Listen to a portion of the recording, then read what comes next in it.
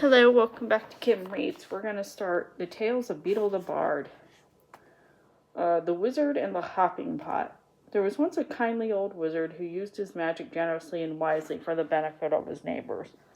Rather than reveal the true source of his power, he pretended that his potions, charms, and antidotes sprang ready-made from the little cauldron he called his lucky cooking pot. For miles around, people came to him with their troubles. The wizard was pleased to give a pot a stir and put things right. The well-beloved wizard lived to a goodly age, then died, leaving all his chattels to his only son. The son was of a very different disposition to his gentle father. Those who could not work magic were, to the son's mind, worthless, and he often quarreled with his father's habit of dispensing magical aid to their neighbors. Upon the father's death, the son found hidden inside the old cooking pot a small package bearing his name. He opened it, hoping for gold, but instead found a soft, thick slipper, much too small to wear and with no pair. A fragment of parchment within the slipper bore the words, "In the fond hope, my son, that you will never need it." The son cursed his father's age-softened mind, then threw the slipper back into the cauldron, resolving it to henceforth as a rubbish pail. That very night, a peasant woman knocked on the front door. "My granddaughter is afflicted by a crop of warts, sir," she told him.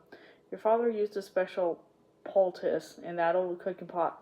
"Begone!" cried the son. "What care I for your brat's warts?" He slammed the door in the old woman's face. At once there came a loud clanging and banging from the kitchen. The wizard lit his wand and opened the door, and there, to his amazement, he saw his father's old cooking pot.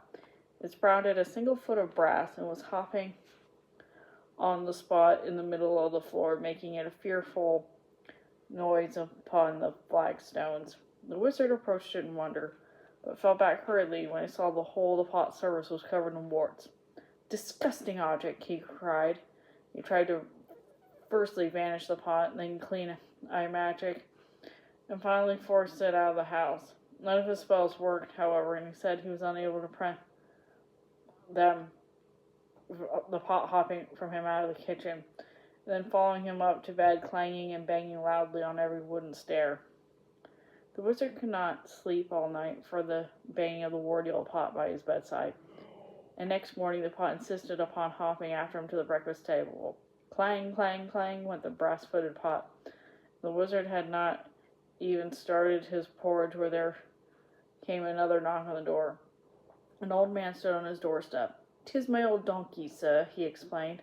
"Lost she is, or stolen, and without her I cannot take my wares to the market, and my family will go hungry tonight." "And I am hungry now," roared the wizard, and he slammed the door upon the old man. Clang, clang, clang went the cooking pot's single brass foot upon the floor, but now its clamor was mixed with the brayings of a donkey, and the human groans of hunger echoing the depths of the pot.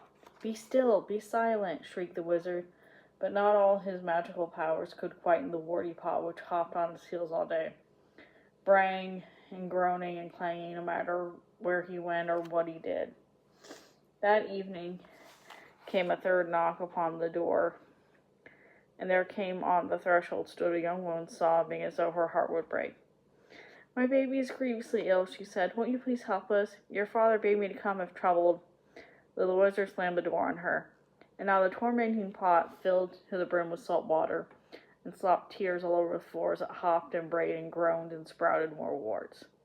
Though no more villagers came to seek help at the wizard's cottage for the rest of the week, the pot kept informed of their many ills. Within a few days, it was not only braying and groaning and slopping and hopping and sprouting warts, it was also choking and retching, crying like a baby, whining like a dog, and spewing out bad cheese and sour milk and a plague of hungry slugs.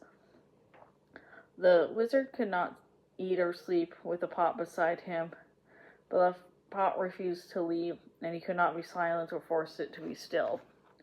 At last the wizard could bear it no more. "Bring me all your problems, all your troubles, and all your woes," he screamed, late into night with a pot hopping behind him along the road to the village.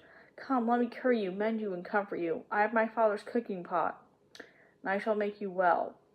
And with the foul pot bounding along beside him, he rounded up the street, casting spells in every direction. Inside one house, the little girl's warts vanished as she slept. The lost donkey was summoned from a distant briar patch and set down softly at his table. The sick baby was doused in divinity and woke well and rosy. At every house of sickness and sorrow, the wizard did his best, and gradually the cooking pot beside him stopped groaning and retching, and it became quiet, shining, and clean. "Well, Pot?" asked the trembling wizard as the sun began to rise. The pot burped out a single sliver he had thrown into it, and permitted him to fit it on to the brass foot. Together they set off back to the wizard's house, the pot's footstep muffled at last. But from that day forward, the wizard helped the villagers, like his father before him, lest the pot cast off its slipper and began to hop once more.